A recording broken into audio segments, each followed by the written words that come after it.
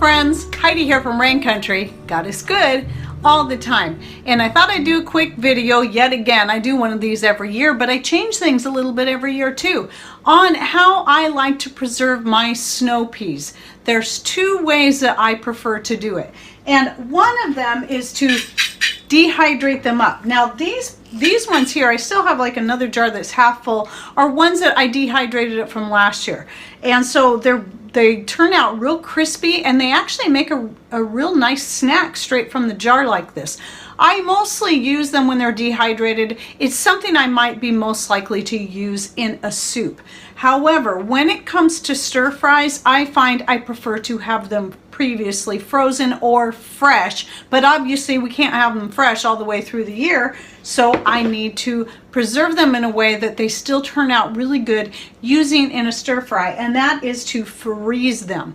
Now before, I was freezing them in pint-sized jars like this, but I found out that was just too much because it's very rare that we like to eat the snow peas by themselves. Sometimes I'll like to stir fry them up whole or halved with some onions and garlic, but most of the time when I'm using snow peas, they get mixed in with some other vegetables that I'm stir frying. So I'm finding that the half pint jars like this are the best size for them. So I currently have 18 jars this size in the freezer right now, and I'm thinking I might put up as much as 24. That should be more than enough to get us through the year for the various different Asian type dishes I like to make involving snow peas. So there's a couple ways you can do this. Now, when you're picking your snow peas, it's best to pick them when they're about this size.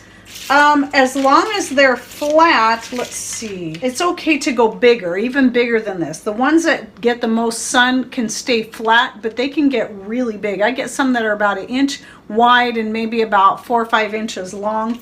But I do still try to pick them while they're more this size. And even then, I find most of the time I still like to cut them in half. However, you can keep them whole if you want. Now, when you're picking your snow peas and you come across some that are a little mature and the peas inside are this big, then I recommend, if you're wanting to get the most production out of your snow peas, pick these right away. Don't allow them to finish out and go to seed. Snow peas aren't really that great as far as the pea part itself when you let them grow, not like your regular garden pea. Those ones are great to eat fresh right from the pod. These are not. Once they get that big, they're kind of gross. I don't like the flavor of them, but my chickens love them. So what I do is when I'm out there and I find some that I missed from previous days and they've gotten a little bit too big, then what I do is I open them up. You would have seen this in my most recent garden video, and I feed them to the chickens, which are usually, if they know I'm out there picking peas, they're usually right there waiting for me to throw them some because they love them.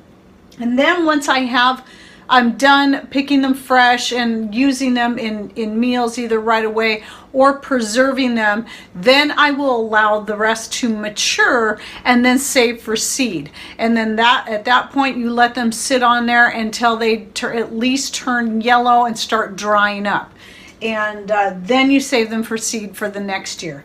So I'm not to that point yet. So right now I'm pretty much at the point where I have to go out twice a day to keep up on them because they're putting out so many peas right now, which is excellent. And being that things are the way they are, I recommend put up as much as you can of whatever you have. Don't let anything go to waste unless you're going to let it set and then go to seed, and then it's not waste. It's seed that you can either use for yourself, share with family and friends, or even sell if you need to and earn a little bit of money back from your work.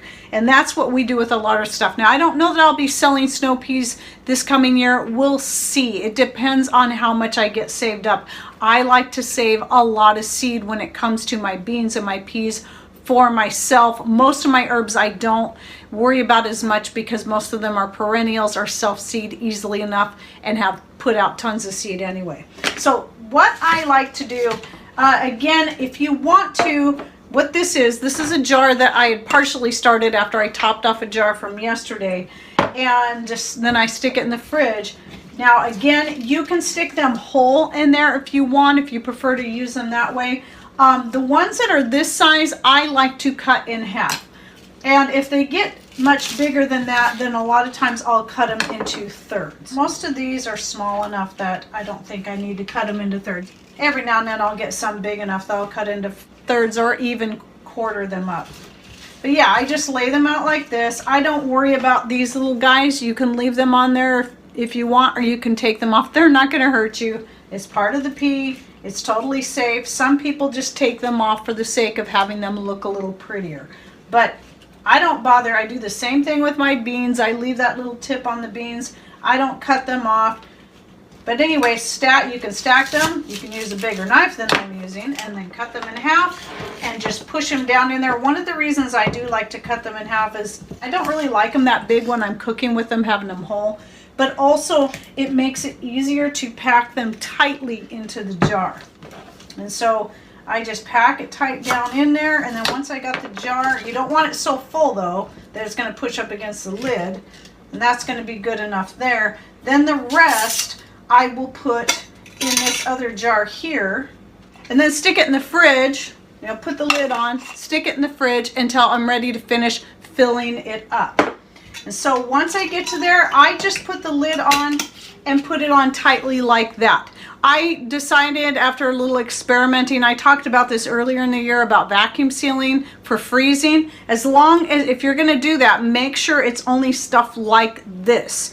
Don't vacuum seal liquids and then freeze them, because they're going to need room for expansion. But loose things in here like cut up rhubarb, beans, snow peas, things like that, you can vacuum seal and then freeze it. However, what I found is that a lot of times the vacuum seal, once it starts to freeze, it can get that frost that will try to develop under the rim, between the rim and the lid, and then it loses that seal anyway. And the ones that do stay sealed, I don't find any difference between the sealed ones and the non-sealed.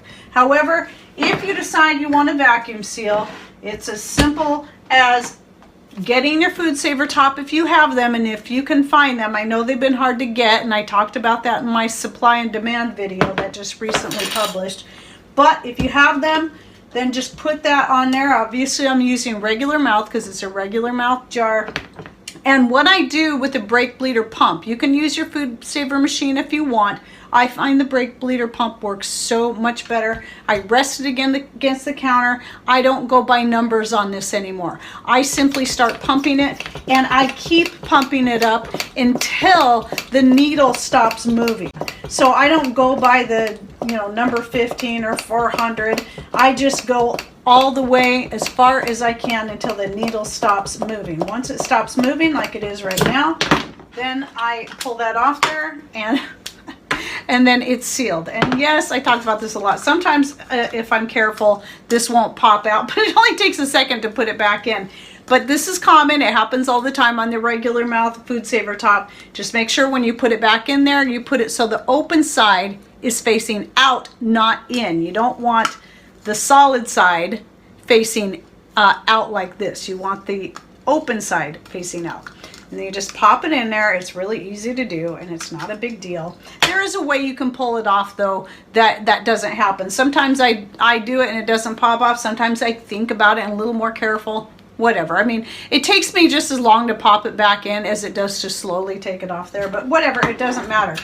But either way, even if you vacuum seal it, put that band on there before you stick it in the freezer.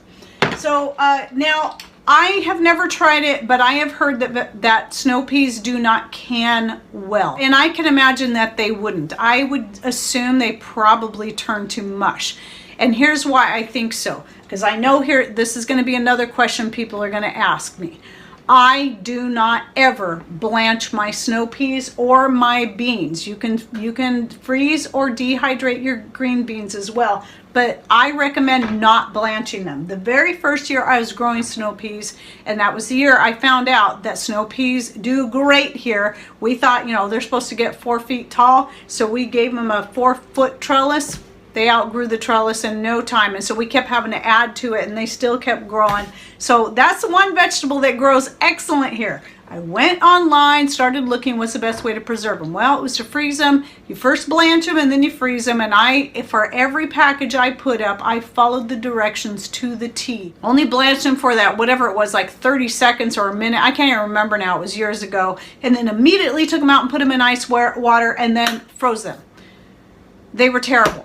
I hated them. They were mushy, and I did not like them at all. So the next year I said, I'm going to try not blanching them and freezing them. And then when I went to try them, the frozen ones, and using them in various things, stir fries and stuff, I found out they were far better than the ones I had blanched the previous year. My recommendation, don't waste your time and energy doing the blanching process. Just do what I do here. Cut them up or leave them whole and freeze them. Yes, you can use the food saver or other type of bags like that if you prefer.